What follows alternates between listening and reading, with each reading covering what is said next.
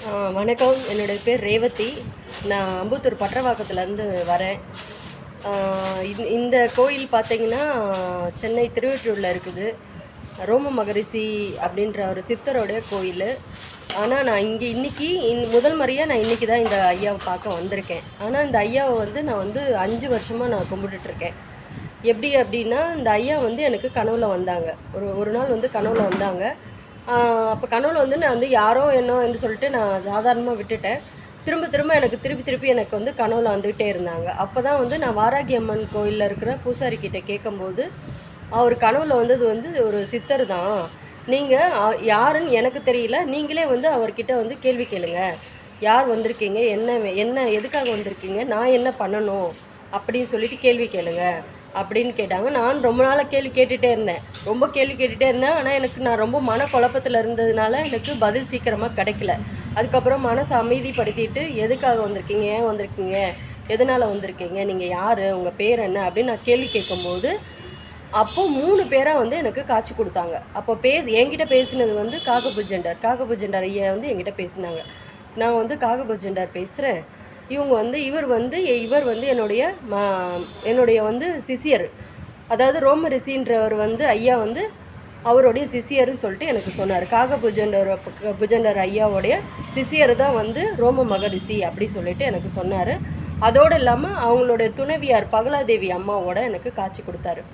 அதுலேருந்து இப்போ வரைக்கும் 5 வருஷமாக நான் அவங்க 3 பேரையுமே டெய்லி நான் எப்போவுமே என் குலதெய்வத்தை நினச்சிடுவேன். காலைல எழுந்தோடனே என் குலதெய்வத்தை வேண்டிப்பேன். என் குலதெய்வத்தை வேண்டினா என் கனவுல அத்தனை பேரும் என் கனவுல வாராகி அம்மன் வந்தாங்க. வாராகி அம்மனை இவ்வளோ நாள் நான் 5 வருஷமாக வழிபட்டுருக்கேன். அதே போல் காகபுஜண்டர், பகலாதேவி அம்மா, ரோமரிஷி, இவங்க 3 பேரையுமே தினமும் காலையில் நான் எழுந்த உடனே நினச்சிருவேன். எப்படி என் குலதெய்வத்தை நான் வேண்டிக்கிறேனோ அதே போல் இவங்களை நான் நினச்சிப்பேன். அதனுடைய பலன் தான் என்னவோ தெரியல, அதனுடைய கனெக்டிவிட்டி, அதனுடைய ஈர்ப்பு தான் என்னவோ தெரியல, இன்றைக்கி என்னைய இந்த கோயிலுக்கு அந்த ஐயா வர வச்சுருக்காங்க. எதுவுமே இந்த உலகத்தில் எந்த ஒரு இதுவுமே இல்லாமல், தொடர்பு இல்லாமல் எதுவுமே நடக்காதுன்னு சொல்லுவாங்க. இறைவனை நம்புகிறவங்களுக்கு அது சாத்தியம்தான். அதுபோல் பார்த்திங்கன்னா, இதை நம்புகிறவங்களுக்கு இது சாத்தியம்தான். இது எப்படி நடந்தது, ஏன் நடந்தது அப்படின்னு நம்ம கேள்வி கேட்டுகிட்டே இருந்தோன்னா அது நமக்கு புரியாது. அது அவங்களுக்கு சித்தர்களாகி அவங்க மகான்களுக்கு தான் நமக்கு புரியும். ஏன் நம்மக்கிட்ட பேசுகிறாங்க, எதுக்காக பேசுகிறாங்க, அதெல்லாம் நமக்கு தெரியாது. அதை நம்ம புரிஞ்சுக்கிற சக்தி நமக்கு இருக்குது. ஆனால் அது நம்ம உலக வாழ்க்கையில் மன நிம்மதி இல்லாமல் இருக்கிறதுனால நம்மளால் புரிஞ்சுக்க முடியாது. அவங்களுடைய அறிவை நம்மளால் புரிஞ்சுக்க முடியாது. ஆனால் உணர முடியும். நீங்கள் கேள்வி கேட்டீங்க, யாராக இருந்தாலும் நீங்கள் எந்த கடவுளை வேண்டுனாலும், எந்த சித்தரை வேண்டுனாலும், கேள்வின்றது நீங்கள் கேட்கும்போது அவங்கக்கிட்ட இருந்து கண்டிப்பாக பதில் வரும். ஒரு நாள் கண்டிப்பாக பதில். தொடர்ந்து நீங்கள் கேள்வி கேட்டுக்கிட்டே இருக்கணும். எனக்கு அப்படி தான் பதில் கொடுத்தாங்க.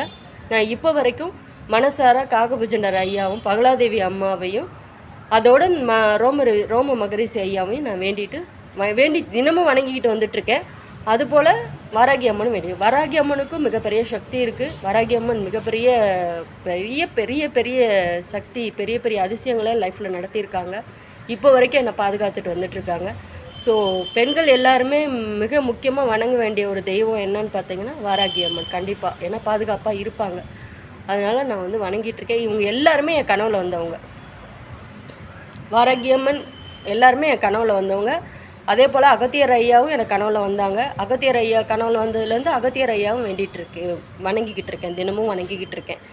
இவங்க எல்லாருமே நான் ரெகுலராக வணங்கிக்கிட்டு இருக்கேன். அதனால என்ன கிடச்சிது, ஏது கிடச்சிதுன்னு நிறைய பேர் எனக்கு கேள்வி கேட்டிருக்காங்க. நீ கஷ்டம் தானே படுற, நீ துன்பம் தானே படுற, கடவுளை இப்படி கும்பிடுறியே, உனக்கு என்ன பலன் கிடைக்குது, லைஃப் கூட இல்லை அப்படின்னு நிறைய பேர் எனக்கு கிண்டல் பண்ணியிருக்காங்க, கேள்வி பண்ணியிருக்காங்க.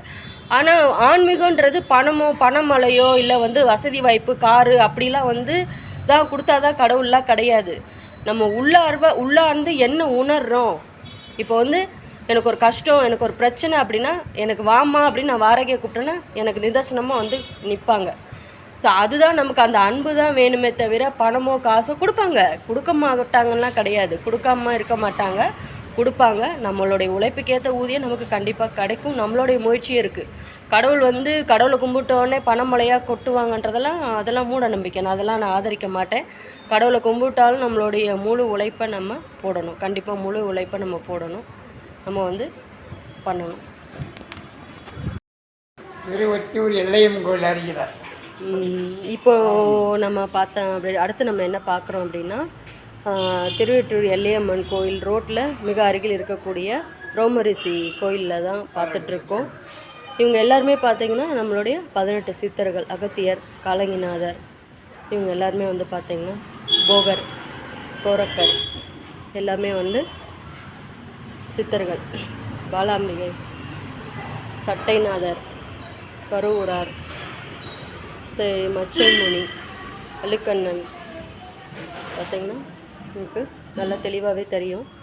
ஸோ எல்லா சித்தருமே 18 சித்தருமே இருக்காங்க. ஸோ இவங்களையும் வந்து நீங்கள் தாராளமாக வணங்கிக்கலாம்.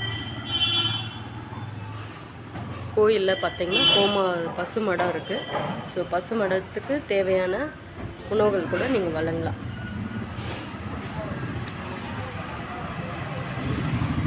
பாருங்கள், பசுமடம் இருக்குது. பசுமடத்துக்கு இந்த பசுமடத்தில் இருக்கிற இந்த பசுக்களுக்கு தேவையான உணவுகளை நீங்கள் உணவளிக்கலாம். அமாவாசை பௌர்ணமிக்கெலாம் வந்து நீங்கள் உணவளிச்சிங்கன்னா உங்களுக்கு மிகப்பெரிய புண்ணியத்தை சித்தர்கள் கொடுப்பாங்க.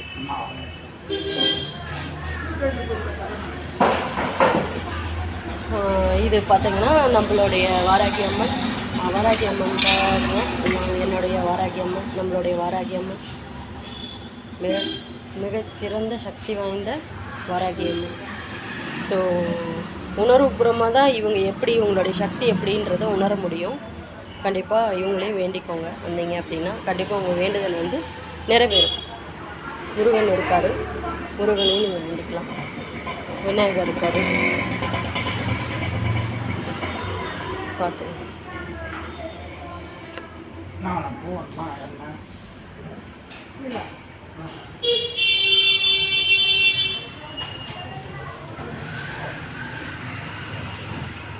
என்ன பூ வரைக்கும்